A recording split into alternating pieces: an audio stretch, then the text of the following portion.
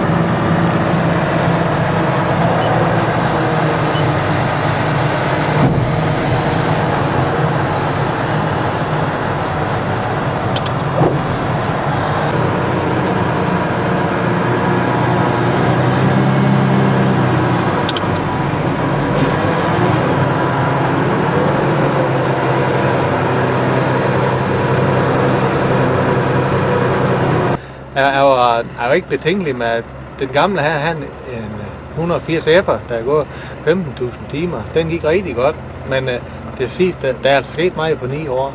Det her, det kører bare. Der er ingen larm, altså komforten, den er helt i top.